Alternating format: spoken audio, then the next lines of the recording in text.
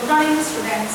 We had seconded a paper pedagogy of history के अंतर्गत हम लोगों ने पाठ्य पुस्तक को प्रारंभ किया था कि पाठ्यक्रम का जो मूल आधार है या कहें कि हम पाठ्यक्रम को पढ़ रहे थे उसी में हम अब पाठ्य पुस्तक को पढ़ रहे हैं। क्यों कि पाठ्यक्रम का जो भी एक निचोड़ सार या यूँ कहा जाए कि विषय वस्तु जो उसके लिए विषय वस्तु जो शिक्षण के लिए आवश्यक है उसका संपूर्ण संकलन पाठ्य पुस्तक के अंतर्गत होता है। इसीलिए पाठ्य पुस्तक को भी समझना बहुत अनिवार्य है।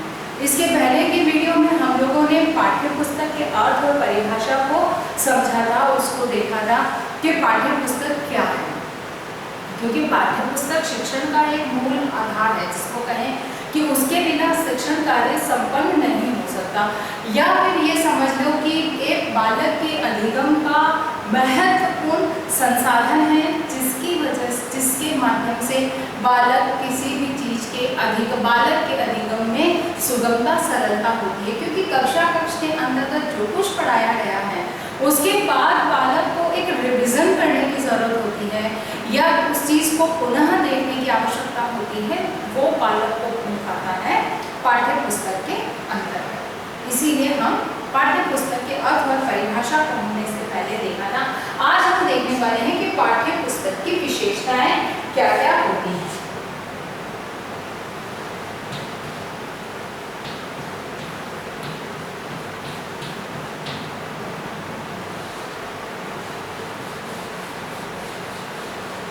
पाठ्य पुस्तक की विशेषताएं, ठीक है, क्यों पाठ्य पुस्तक अपने आप में बहुत महत्वपूर्ण संसाधन है अधिगम का। इसीलिए इसमें ये किस तरह की होनी चाहिए, बहुत सारे विचारकों ने बहुत सारे अलग, किसी ने कुछ बिंदु दिए, किसी ने कुछ तरह से बिंदु दिए, उनके आधार पर हम इनकी विशेषताओं को निम्न आधार पर समझेंगे। कि सबसे पहला है मनोवैज्ञानिक आधार।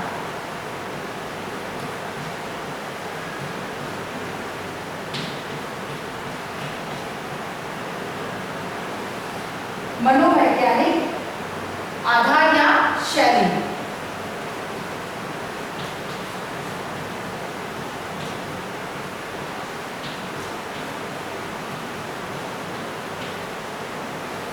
ठीक है, मनोवैज्ञानिक शैली में लिखी गई हो, क्योंकि मनोविज्ञान क्या कहता है कि अगर हमको बालक को उचित प्रकार से सही ढंग से और सही अधिगम कराना है तो हमें मनोविज्ञान के सिद्धांतों का पालन करना होगा। पूर्व विज्ञान पर आधारित, यानी कि ज्ञात से अज्ञात की ओर लेके जाना, सरल से कठिन की ओर लेकर जाना, बालक की रुचि, क्षमताओं और योग्यताओं के अनुकूल उसका होना। तो जो भी मनोवैज्ञानिक शैली में कहा जाता है कि बालक के लिए रोचक होनी चाहिए, तो पाठ्यक्रम का या पाठ्यपुस्तक को जो लिखा जाता है वो एक रोचक तरीके से प्रस्तुत किया जाए, उसमें विभिन्न प्रकार के रंगीन चित्रों का होना को सम्मिलित किया जाए। जहाँ मानचित्र की आवश्यकता है वहाँ पे बाकायदा मानचित्र हो, 2 तरह या 3 तरह की सूचना अगर मानचित्र में है तो उनको अलग अलग रंगों में प्रदर्शित किया जाए। रंगों के लिए बाकायदा नीचे सूची प्रदान की जाए कि किस रंग में किस चीज़ की सूचना से संबंधित या सूचना को प्रदर्शित किया जा रहा है। यानी कि यहाँ जहाँ आवश्यक है वहाँ पे चित्रों का उपयोग किया जाए। भाषा सरल होनी चाहिए जिससे कि बालक आसानी से समझ सके। प्रारंभिक अवस्था में या प्रारंभिक चैप्टर्स जो होते हैं, स्टार्टिंग के चैप्टर्स जो होते हैं वो सरल होने चाहिए कि बालक को एकदम से कठिन चैप्टर अगर आप पहले ही ले लेते हो तो बालक की मानसिकता पर थोड़ा सा उसका नकारात्मक प्रभाव पड़ता है। अब आप कहेंगे कि इतिहास में ऐसे टफ चैप्टर ऐसे कोई टफ चैप्टर नहीं होते हैं कि जो बालक को समझ में ना आए, बात सही है, लेकिन जैसे हमने युद्ध नीति को प्रारंभ नहीं किया तो हर बालक के लिए कोई रोचक विषय नहीं होता है। आप उसके प्रारंभिक, जैसे आपने महाराणा प्रताप का ले रहे हो तो आपने ऐसा नहीं कि स्टार्टिंग में ही हल्दी घाटी का युद्ध और उनका संघर्षपूर्ण जीवन के बारे में आप लिखेंगे तो वो बालक के ऊपर एक नकारात्मक प्रभाव डाल सकता है। इसीलिए बालक को जो आकर्षण लगता है या एक आकर्षक लगता है वो क्या लगता है कि हमने उनका बाल्यावस्था के बारे में शुरुआत करी कि उनका जन्म कब हुआ, कहाँ हुआ, उनके माता पिता कौन थे, उनकी शिक्षा दीक्षा किस तरह से हुई, उनका बचपन या बाल्यावस्था किस तरह से व्यतीत हुआ। तो ये चीजें क्या होता है कि बालक को आकर्षक और रोचक लगती है। फिर धीरे धीरे उनके जीवन की विभिन्न घटनाओं के बारे में जानने में हर कोई रुचि रखता है। इसीलिए इस बात को ध्यान में रखा जाए कि पाठ्य पुस्तक को जब लिखा जाता है तो वो एक मनोवैज्ञानिक शैली में लिखी जानी चाहिए, यानी कि मनोविज्ञान के सिद्धांतों का पालन करते हुए लिखी जानी चाहिए। नेक्स्ट बात आती है अनुभवी व पारंगत व्यक्तियों के द्वारा लिखा जाए।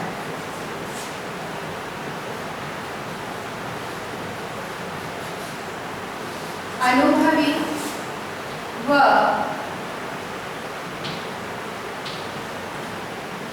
पारंगत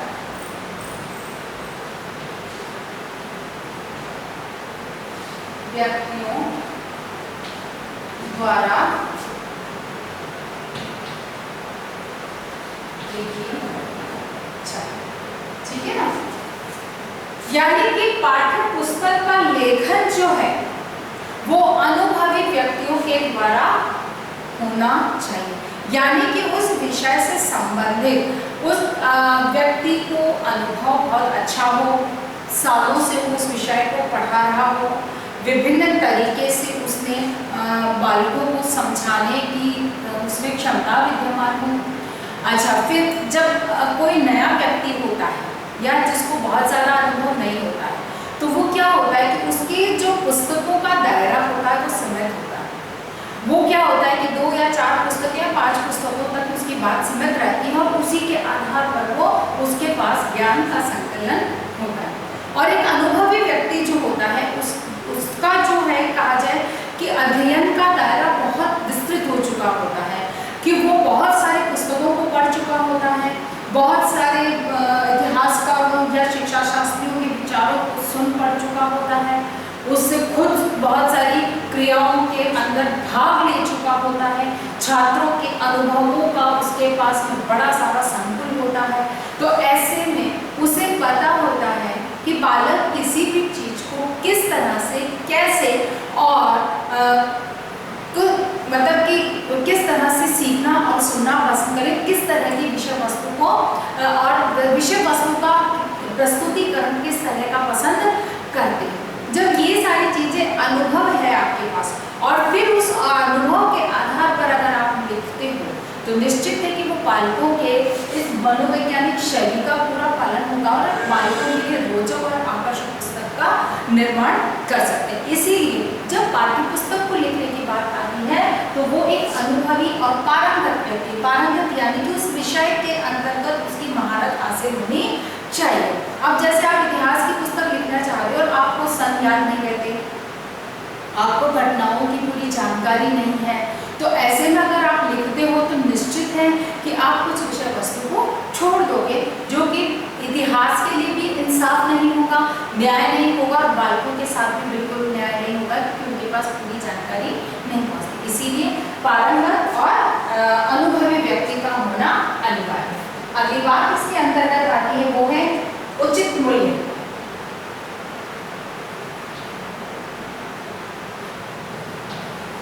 मूल्य उचित,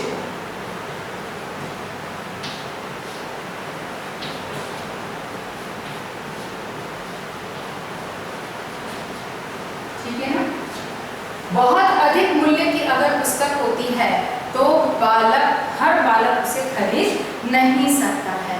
इसीलिए एक पुस्तक के लिए ये उसकी विशेषता होती है क्योंकि पुस्तक के लिए अनिवार्य है कि वो जन जन तक पहुंची जानी चाहिए, अर्थात हर बालक तक वो पहुंचनी चाहिए, तभी उस पुस्तक का होना लाभकारी होता है, अन्यथा उसका कोई उपयोग नहीं होता। इसीलिए उपयोगी पुस्तक और लाभकारी पुस्तक के लिए आवश्यक है कि वो हर बालक तक पहुंचनी चाहिए। वो चीज कब संभव होगी?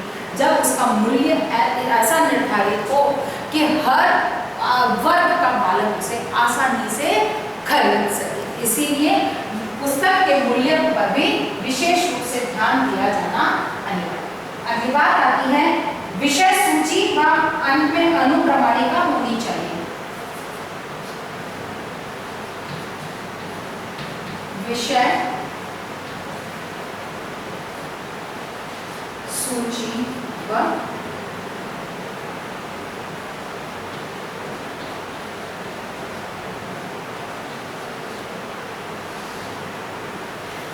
सूची व अनुक्रमणिका का होना भी अनिवार्य है। विषय सूची प्रारंभ में आवश्यक रूप से होनी चाहिए कि कौन से पृष्ठ पर कौन सा मतलब कितने कौन से पृष्ठ से कौन सा चैप्टर शुरू हो रहा है, कौन सा पाठ शुरू हो रहा है, कितने पृष्ठों का है वो पाठ। ये चीजें बालक उसके अंदर पहले से दी जानी चाहिए, जिससे कि बालक को या जो भी पाठक है उसे जो चैप्टर पढ़ना है वो उस अनुक्रमणिका में विषय सूची में से देखेगा और तुरंत उसी पाठ को या उसी पृष्ठ पर खोलकर अपनी जो आवश्यक सूचना जो जानना चाहता है वो आसानी से पढ़ सकता है। अनुक्रमणिका यानी कि लास्ट में ये एक सूची होती है जो कि एक तरह से कहा जाए कि कुछ तकनीकी शब्दों का जो अर्थ है वो अंत में दिया गया होता है, क्योंकि बहुत सारे कई बार होता है कि हमें उन तकनीकी शब्दों का मूल भाव या अर्थ हमें पता नहीं होता है। तो ऐसे में जिस जगह उसका उपयोग किया गया है और जिस परिप्रेक्ष्य में उसका उपयोग किया गया है वो चीज़ हमें समझ में नहीं आती, या ये कहा जाए कि वो विषय वस्तु समझने में हमें परेशानी या दिक्कत हो सकती है। इसीलिए अनुक्रमणिका में से उसका अर्थ देखकर और आप जिस उद्देश्य से वो जिस भाव से वो लिखा गया है उस चीज को समझना आसान हो जाता है। अगली बात इसके अंतर्गत है आपकी वो है सुंदर या आकर्षक होनी चाहिए। सुंदर या आकर्षक,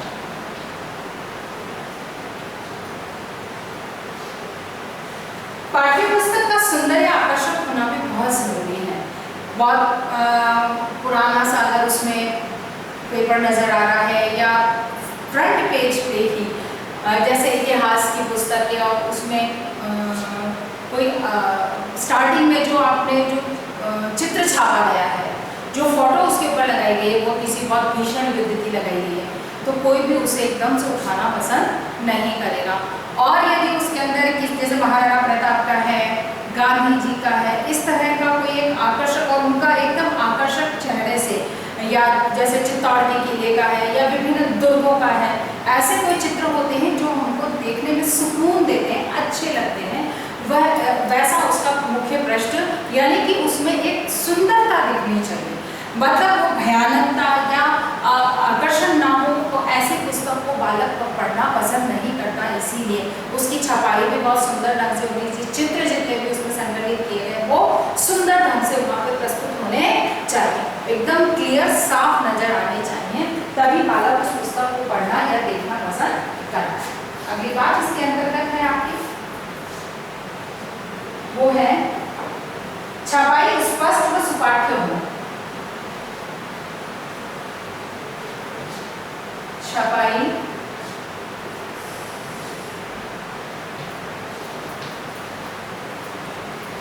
स्पष्ट व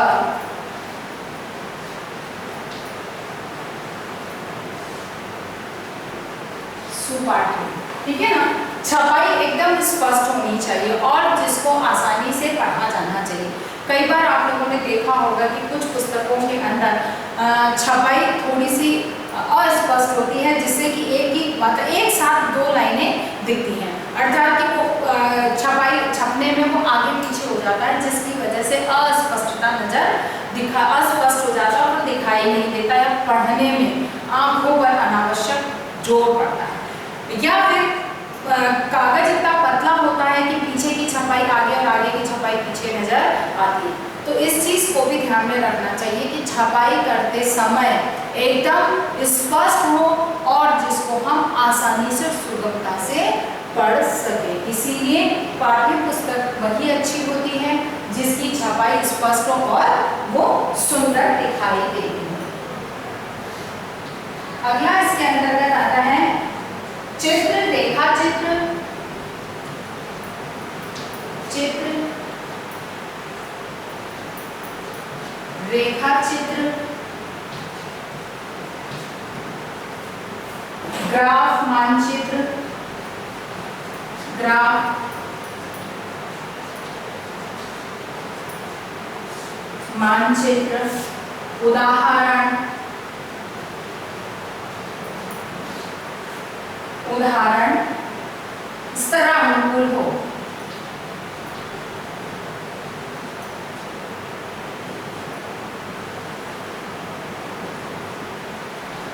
ठीक है ना।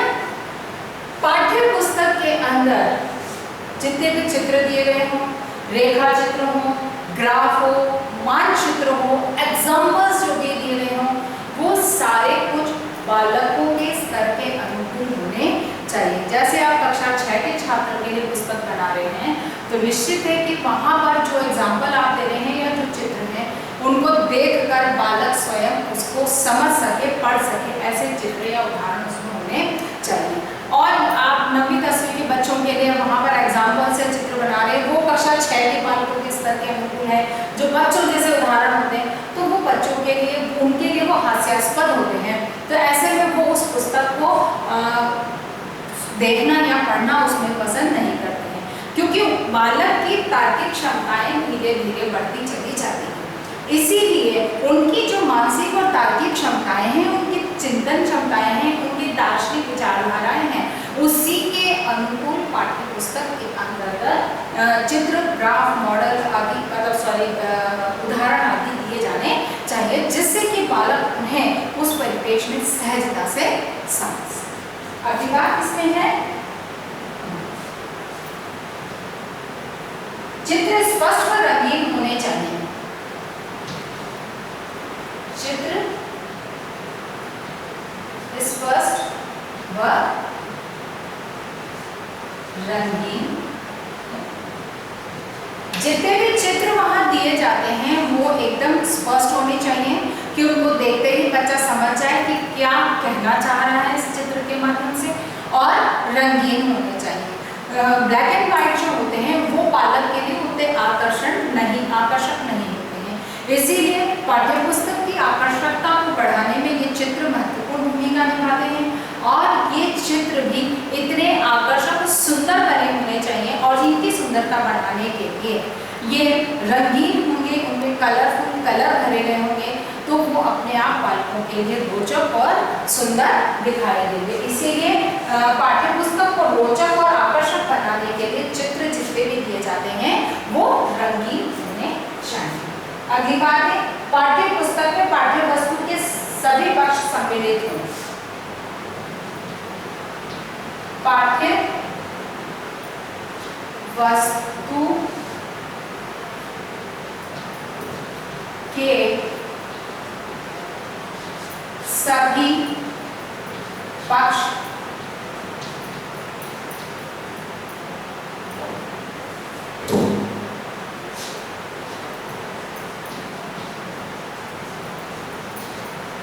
सम्मिलित हो। ठीक है ना,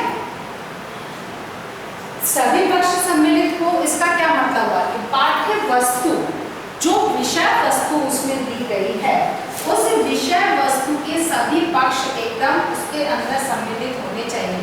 यानी इसका अर्थ यहाँ पर ये है कि जब हम कोई विषय वस्तु का संकलन कर रहे हैं, उसके अंदर विषय वस्तु को एकत्रित कर रहे हैं, तो उसमें इस बात को ध्यान में रखा जाए कि उसके सभी पक्ष, चाहे उसके सकारात्मक पक्ष है चाहे उसके नकारात्मक पक्ष है, सकारात्मक प्रभाव या नकारात्मक प्रभाव है, हर चीज उसके अंतर्गत सम्मिलित होनी चाहिए। जैसे किसी के गुण और अवगुण दोनों को वहां पर स्थान दिया जाना चाहिए। क्यों कि बालक के लिए केवल गुणों से ही प्रेरणा नहीं प्राप्त होती है, अवगुण भी होते हैं, दोष भी होते हैं, जो बालक के लिए सीखने का बहुत बड़ा अवसर जो है वो इन्हीं से प्राप्त होता है।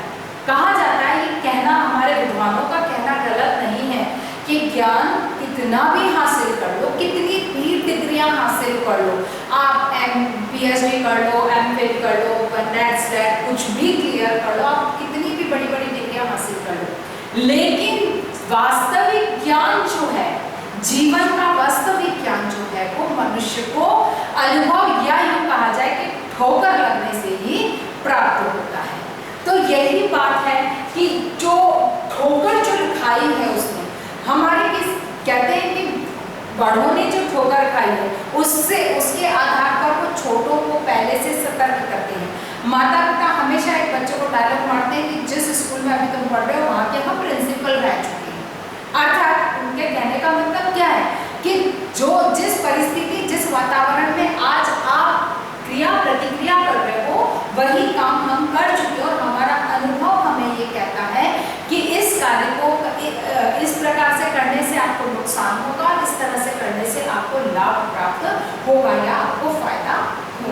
इसीलिए जब एक पाठ्य पुस्तक की विषय वस्तु संकलित की जाती है तो उसमें उसके गुण दोष सभी को सम्मिलित किया जाना चाहिए, ना तो केवल दोषों को ही सम्मिलित किया जाए और गुणों को नकार दिया जाए। तो जितना ज्यादा हम दोषों के ऊपर अंकित करेंगे, आप किसी भी आप व्यक्ति में बार बार उसमें दोष निकालते रहेंगे कि तुम्हारे को ये काम नहीं आता, तुम ऐसे करते हो, तुम वैसे करते हो, उसमें तो हर व्यक्ति, क्योंकि हर मतलब उसके बारे में जब एक चर्चा भी की जाती है तो हर समय नकारात्मक परिवेश में चर्चा की जाती है, तो सराउंडिंग में जितने भी लोग होते हैं उनकी नजर में उस व्यक्ति के प्रति एक नकारात्मक छवि बन जाती है जो कि सभी के लिए हानिकारक होती है। तो वही चीजें कि पाठ्य पुस्तक के अंतर्गत जब आप विषय वस्तु का संकलन करते हैं तो उसके सकारात्मक और नकारात्मक दोनों पक्षों का बैलेंस बनाकर, क्या मतलब यूं कहा जाए बैलेंस बनाकर उसमें उनको संकलित किया जाना चाहिए, ना तो अधिक नकारात्मक पक्षों को प्रस्तुत किया जाए कि जिससे कि उसके जितने भी अच्छे कार्य हैं वो भी धुल जाए, और ना ही सकारात्मक पक्षों को ही रखा जाए कि उसके जितने भी अवगुण हैं उसके प्रति हमें सीखने का कोई अवसर प्राप्त ना हो, क्योंकि हम लोगों के द्वारा की गई गलतियों से अपने आप को सुधारना या स्वयं को बचाने, या ये कहा जाए कि स्वयं के विकास में उन अनुभवों को हम प्राप्त कर सकते हैं। इसीलिए पाठ्य पुस्तक के अंदर सभी प्रकार के पक्षों को सम्मिलित किया जाना चाहिए विषय वस्तु से संबंधित। ठीक है, नेक्स्ट आ जाता है प्रश्न वैज्ञानिक रूप से प्रश्न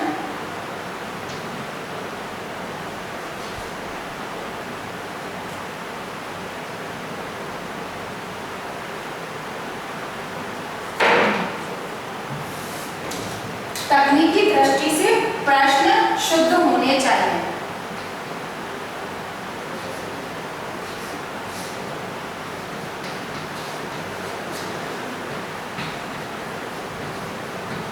प्रश्न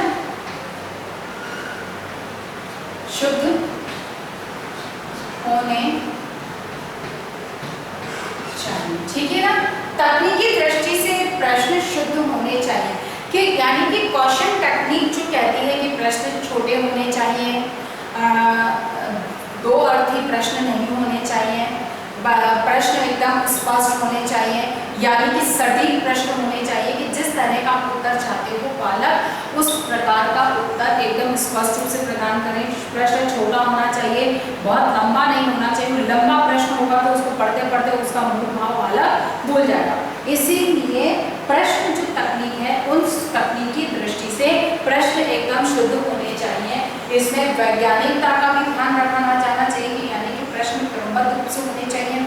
आप विषय वस्तु में अंतिम विषय वस्तु जो अंतिम पॉइंट पढ़ाया उससे रिलेटेड आप पहले प्रश्न पहले पूछ रहे हो, फिर प्रारंभिक प्रश्न बाद में पूछ रहे हो, मतलब एक सीक्वेंस नहीं होगा तो वो प्रश्नों में एक आकर्षकता या यूँ कहा जाए कि एक सहजता नहीं होती है। इसीलिए ये आवश्यक है कि प्रश्नों में एक उचित मूल्यांकन के लिए क्रमबद्धता का होना बहुत जरूरी है, और छोटे हों, सटीक हों, स्पष्ट हों, द्विअर्थीय प्रश्न ना हो जिसकी वजह से बालक सही उत्तर ना दे सके। इसीलिए प्रश्न तकनीक का भी ध्यान रखा जाना चाहिए। फिर क्रियात्मक कार्य है तो सुझाव दिए जाए।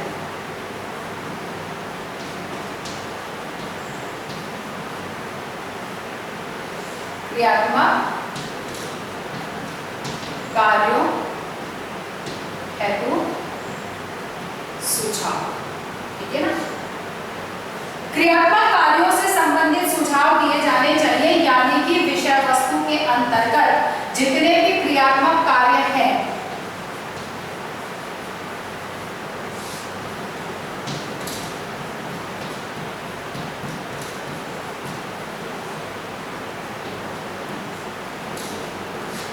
क्योंकि किस तरह से वो क्रियात्मक कार्य करना है, किस उद्देश्य से उस कार्य को, क्रिया को या प्रयोग को उसके अंतर्गत सम्मिलित किया है।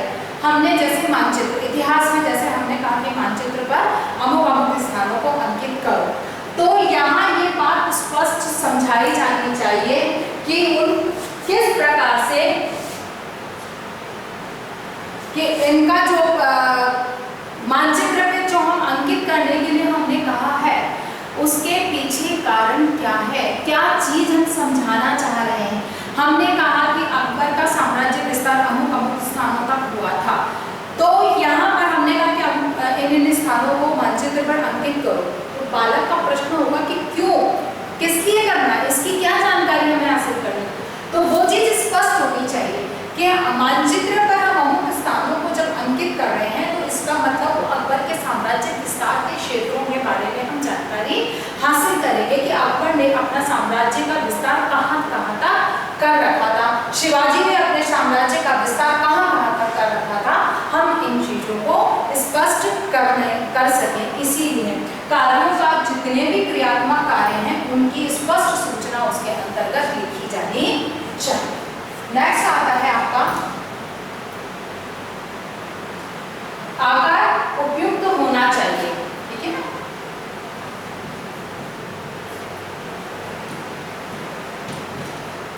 आकार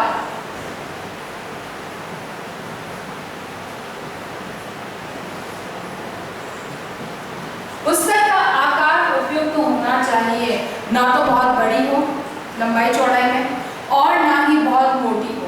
जैसा उचित आकार है वैसा ही उसका आकार दिया जाना चाहिए, यानी कि बालक जिसे आसानी से सहजता से हैंडल कर सके, उसको सहजता से उठा सके, अपने बैग में रख सके, जहाँ भी वो रखता है वहाँ पर उसे सुगमतापूर्वक रखी जा सके, ऐसी पुस्तक का यानी कि उसका आकार प्रकार वैसा ही होना चाहिए, जिससे कि बालक के लिए वह आसानी हो और सरलता से उसे हैंडल कर सके, यानी कि उसको एक स्थान से दूसरे स्थान पर ले जाने में दिक्कत ना आए, परेशानी का सामना ना करना। आज हम कुछ 10 से 12 हमने इसमें इसकी जो है हमने विशेषताओं को देखा है।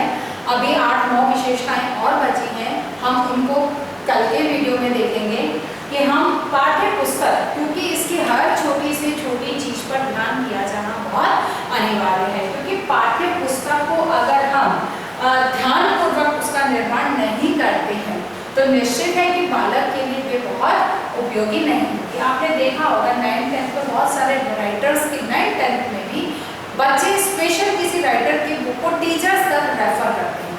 मैथ्स की है तो कभी आर एस शर्मा की बुक्स को ज़्यादा आप रेफर करिए, अग्रवाल की बुक है वो बहुत अच्छी है। इसके पीछे कारण क्या है, जब उसमें तो जैसा ये कहा जाए इतिहास में भी है या इनमें, तो ये सब मैथ्स की बुक में भी है, जैसे तो उसमें क्यों उन चीज़ों को प्रेफर की जाती है, क्योंकि उसमें एग्जाम्पल्स जो दिए जाते हैं, हमने कहा कि उदाहरण, तो एग्जाम्पल्स ऐसे दिए जाते हैं जो एक नहीं कई एग्जाम्पल दिए जाते हैं, जिससे कि बालक को चीज़ को समझना आसान होता है। इतिहास में भी, क्योंकि इतिहास विषय की पाठ्यपुस्तक पर विशेष ध्यान दिया जाना इसीलिए ज़्यादा जरूरी है, क्योंकि ये विषय अमूमन ये माना जाता है, या एक कहावत या एक किंवदंती हमेशा से रही है कि जाने वाले तो चले गए और हमारे लिए इतिहास छोड़ गए। निश्चित है कि वो आपके लिए इतिहास छोड़ गए, अपने जीवन के अनुभव आपके लिए छोड़ के गए हैं। वो किस लिए कि आप अपने जीवन में इन अनुभवों से सीख प्राप्त करके और अपने भविष्य को सुधार सकें, भविष्य को आकर्षक और प्रभावी बना सकें, सरल मतलब यूँ कहा जाए कि आरामदेह या सुगम बना सकें। इसीलिए जो है पाठ्य पुस्तक, इतिहास की जो पाठ्य पुस्तक है उसका निर्माण बहुत सावधानी पूर्वक और समस्त सूचनाओं को ध्यान में रखते हुए किया जाना चाहिए, कि इसमें किसी भी प्रकार की सूचना अगर गलत पहुंचती है बालकों के पास या नकारात्मक परिप्रेक्ष्य में पहुंचती है तो निश्चित है कि बालक के दिमाग में उस चीज को लेकर एक नकारात्मक छवि का निर्माण होता है। इसीलिए आपने कई बार देखा होगा कि कई बार पाठ्य पुस्तकों में से कि ये अंश बालकों की विचारधारा पर प्रभाव गलत डाल रहे हैं, नकारात्मक प्रभाव डाल रहे हैं, इसलिए इस अंश को पाठ्य पुस्तक से हटा दिया गया। इसके पीछे कारण क्या कि हम जो भी सूचना बालक को देना चाहते हैं, हम ये पाठ्य पुस्तकों में इस बात को ध्यान में रखा जाता है कि हमने कहा कि सभी पक्ष सम्मिलित होने चाहिए, तो उसमें नकारात्मक पक्ष भी सम्मिलित होना चाहिए। नकारात्मक पक्ष का सम्मिलित होने का उद्देश्य ये नहीं है कि उसकी बुराइयां सामने प्रस्तुत की जाए, उसकी बुराई को इस तरह से, उसके नकारात्मक पक्ष को इस तरह से सकारात्मक शिक्षा प्राप्त कर सके, यानी कि वो उससे शिक्षा प्राप्त कर सके कि इनके अमुक प्रकार के कार्यों से उनको और समाज को इस तरह से हानि प्राप्त हुई है, नुकसान झेलना पड़ा। तो हमें इस बात को ध्यान में रखना है कि हम इस चीज को नहीं इसको अपनाएं और अपने जीवन को सरल बनाने के लिए सतर्क रहें। तो आज का हमारा जो होमवर्क है आपका वो है पाठ्य पुस्तक की, अच्छी पाठ्य पुस्तक की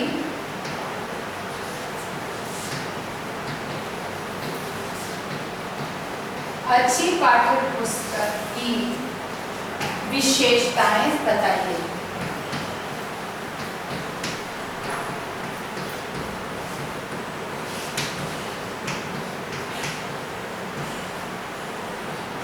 अच्छी पाठ्य पुस्तक की विशेषताएं बताइए। आपको इस क्वेश्चन को हल करना है, बाकी बची भी जो है वो हम कल करेंगे।